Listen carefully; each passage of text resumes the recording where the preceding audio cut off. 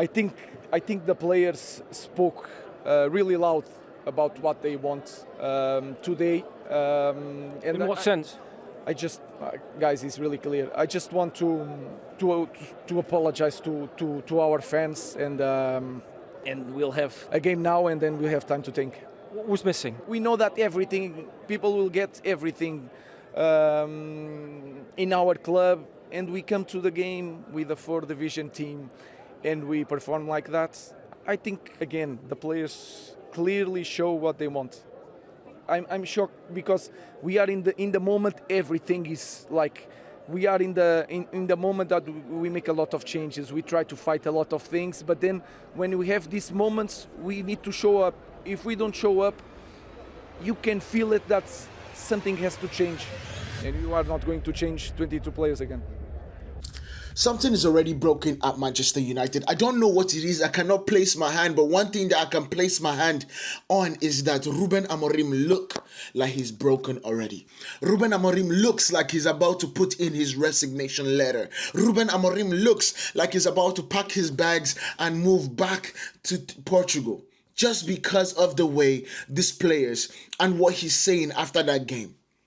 These players have gone out there and disgraced every single person, including Ruben Amorim.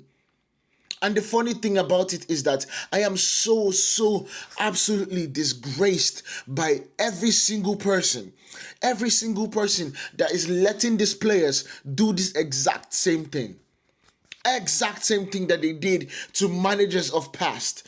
The same thing that they did to Ole Gunnar Solskjaer. The same thing that they did to Jose Mourinho, Louis van Gaal, the rest of them. Every single time we are letting these players kick out a manager. It's not that the manager is inept, because Ruben Amorim is not inept. We know that for a fact. We have seen that times without number. And I'm tired of going back to Sporting for us to be able to see what the situation is, because these players have just refused to play this system and want to play whatever system that they want to play. You do not dictate that whatsoever. You don't.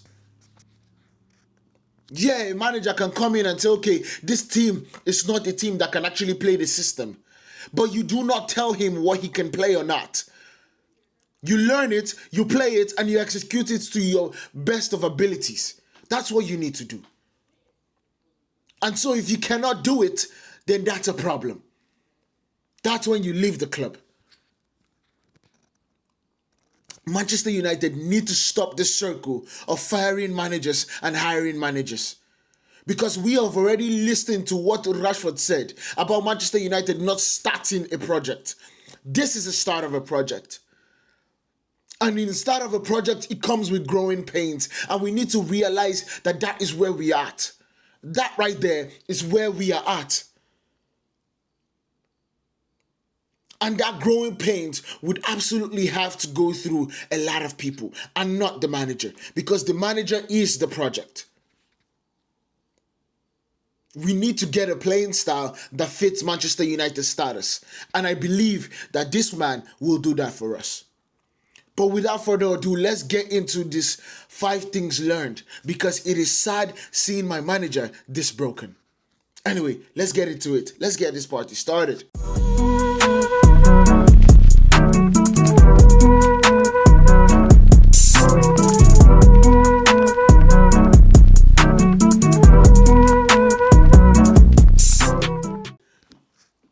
Five things we learned from Grimsby Town versus Manchester United. It wasn't just an upset, it was a mirror.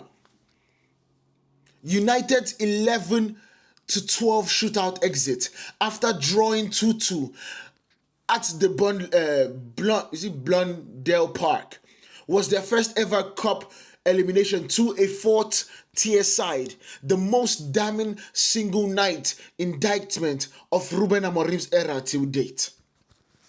And I hate to even say that, because he's just the figurehead of what the situation is.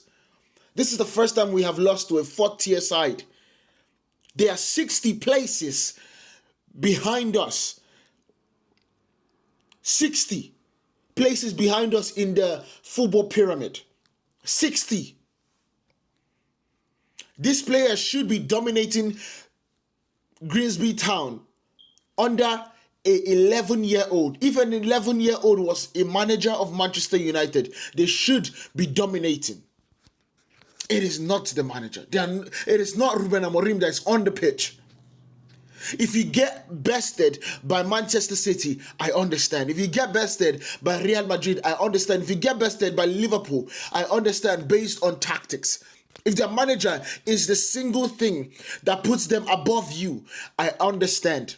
Then I look at Ruben Amorim. But if you are bested by running, bested by playing, bested by technical ability, by Grimsby Town, it is on you. It is on you. You cannot blame the manager. The manager was not on the pitch. You just can't. So first things we learned about this situation is that the upset by the numbers. Let's look at the numbers and let's understand what the upset was. Manchester United fired 28 shots. 28 shots. Held 71% possession. Yet trailed 2-0. Trailed 2-0. And needed Harry Maguire in the 89th minute header to force penalties. Brian Mbeumo, of course, leveled this. Brian Mbeumo scored first and then Harry Maguire then scored. But then Brian Mbeumo struck the bar in Manchester United's 26th spot kick as Grimsby clinched the 12-11 dominance without incision. That's basically what it is. We were dominant without incision. There was no penetrating factor. There was no style of play for us to actually break down Grimsby. Structure or calm is just noise. There was no structure, there was no calm. It's just everybody making noise. Just cha-cha-cha. Just cha-cha-cha everywhere. Everybody going this way. There was no structure. In the second half, when they brought the players in, you will see Matthijs de Ligt in the front of the lineup. We did not believe that we could break them down with our style of play. We wanted to take it back to Sunday football. I've been saying this so many times that Manchester United we play up to our opponent. If we are playing Manchester City, we will play like Manchester City, up to them. If we are playing Grimsby United or Enyimba United, we will play up to them still. That's how bad we have gone. That's how bad this team's consistency is frailing. Second point, a frail spine gets exposed under pressure. Grimsby didn't just hang on. They capitalized on errors and transitions with Andre Onana implicated in the build-up to the first half goals. Beyond individual mistakes, United again looked easy to defend against and brittle when moments turned. Patterns that keep resurfacing when the game gets worse. When there's an adverse reaction in the game, Manchester United just break. We need to be a team that bends but just never breaks. Manchester United, when there's an adverse reaction of what is happening in the team, bro, we start cracking. We start breaking. I don't know if we are trying to break that. I don't know if that's the situation. I don't know if that's the situation.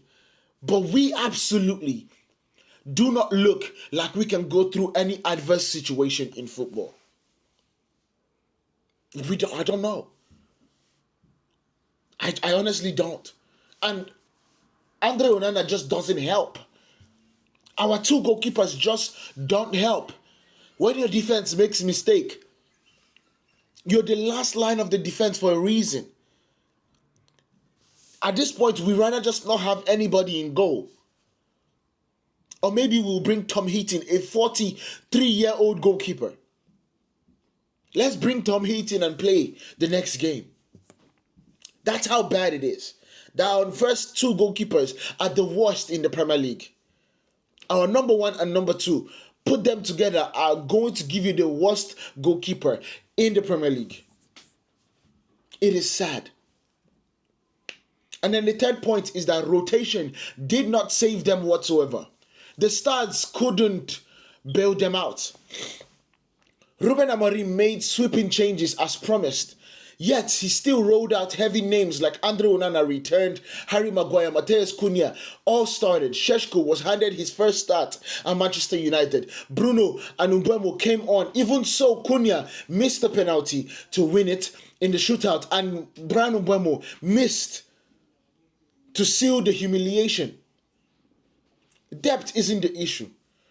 Cohesion and clarity are definitely the problem. Cohesion and clarity are definitely the problem in this situation. This team is not blended. This team don't have clarity on what they need to absolutely be doing on the pitch. This team does not have somebody that will be like, yes, be there, and you trust the person to be there. They just don't. And that is a problem. Number 4, Ruben Amorim's post-match message raised eyes. It raised the stakes. It has risen a lot of things for me. Because what Ruben Amorim said, and I played it in front of this video, what he said was absolutely damning. The players spoke really loudly. That sentence, every coach knows it. Every coach dreads it. That sentence right there is telling everybody, is telling the world that the players are not playing my system. And if they're not playing my system, they are rejecting me. That's what he said in that phrase, or in that sentence. Something has to change, and we are not going to change 22 players again. This wasn't mea culpa. It was a line in the sand. Coming after a summer not of £200 million on players like Matheus Cunha, Mbeumo and Šeško. The subtext is clear. It's clear to me. Amorim is challenging the club's wider structure and dynamics, not just the 11. Or if you want to be crude about it, Amorim is about to walk. And we do not understand the implications of Ruben Amorim walking out of Manchester United's job. The job that he said is his dream job. If somebody is in his dream job and walks out, how does that paint a light of what is happening at Manchester United? That is very damning for us. Absolutely damning. And last but not least, will Ruben Amorim walk after Burnley during the international break? That is the question. He signaled that he will think after Burnley and suggest walking is on the table, making Saturday line a demarcation. Counterweight. Ineos are still backing him and don't expect him to jump. Voices. The club voices urge holding firm. Others claim Burnley could be decisive for his job. Verdict.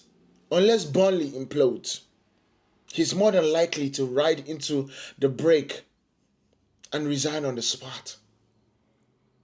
A poor result makes a resignation or the board decision during the window very, very plausible.